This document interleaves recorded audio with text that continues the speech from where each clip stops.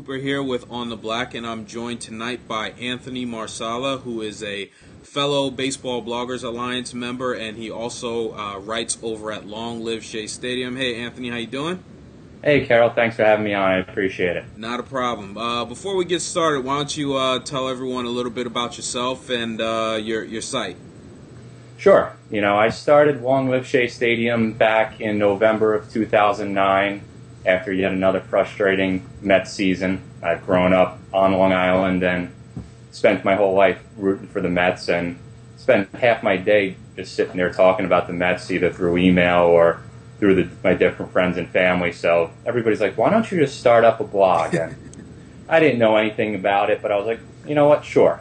If 5 people read it, great. If 200 people read it, great. If 2,000 people read it, even better. So I've been blogging for about a year and a half now, and I enjoy it. It's something, like you said, I am part of the Baseball Bloggers Alliance, and it's a lot of fun.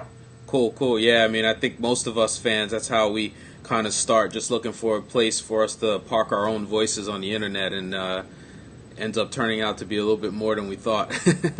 Exactly. I started out, I was like, all right, I can do this a couple minutes a day, and then when you get into it and you look at my site, and I'm currently in the middle of doing all the scouting reports for each Mets player. I just finished up all the pitchers, and now I'm moving on to the catchers and position players, and each of those takes time. So when I first started out, my wife was like, oh, this is great, you can enjoy your little hobby. Now she's like, all right, enough of this, but it happens. Sounds like my wife. Now, I know you were down at spring training sort of towards the beginning of camp. Tell me a little bit about sort of your experiences and while you were down there and what you kind of picked up from the team.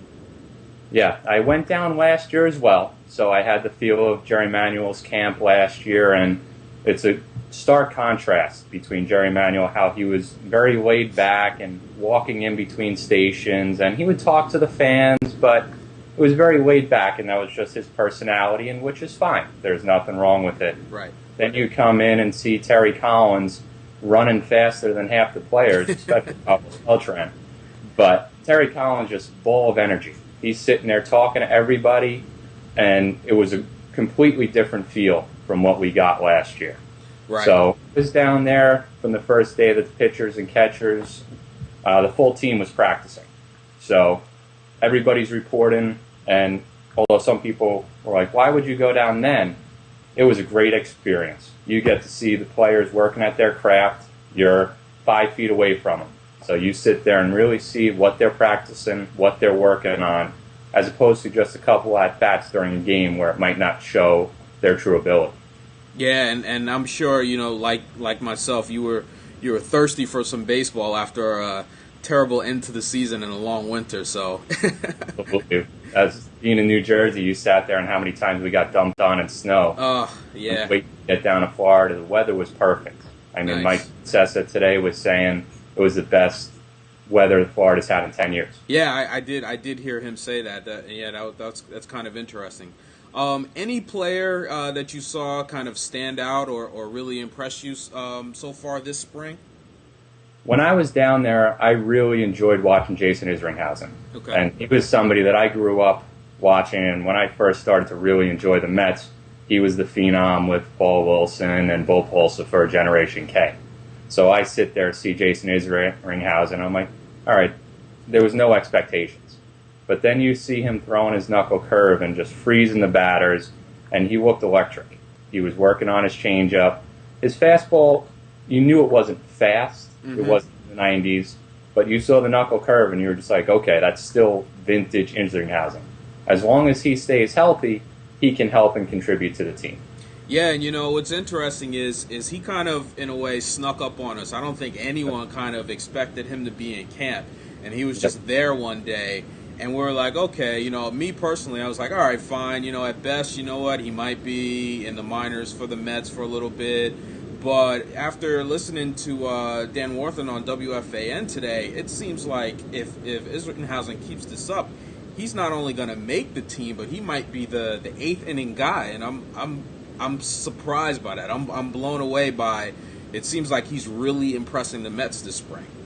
He is, and I heard the same interview that you had with Dan Wortham tonight, and he really was impressive. He can get hitters out. Everybody's talking about his clubhouse presence, and, that's great. The guy's had 10 or 11 surgeries. Right. He's healthy. So, yes, he could help this 2011 Mets team be better. There's no question.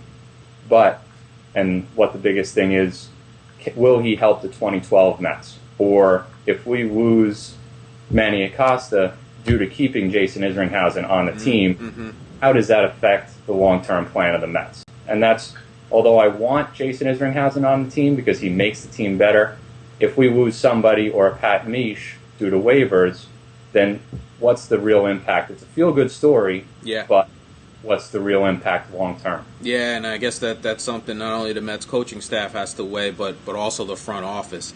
Exactly. Speaking of another situation that the team has to weigh, second base. I'm really surprised that kind of no one has really stepped up to really take control of the position yet. The latest is you hear Terry Collins talking about Luis Hernandez and him possibly being the guy at second.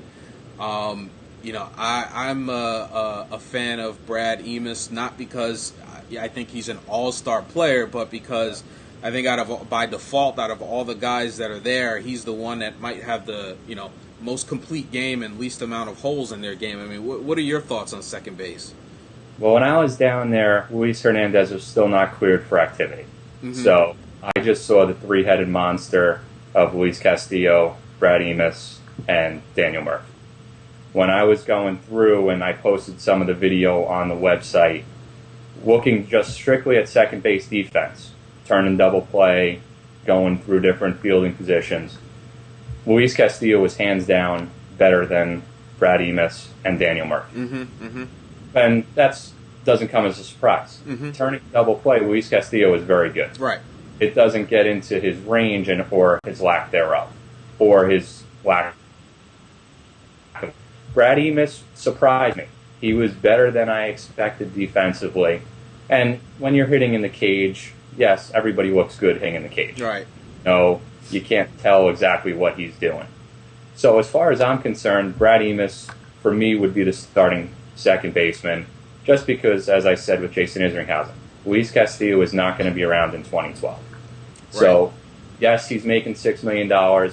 He might make the team a little bit better in 2011, but the future is clearly not with Luis Castillo.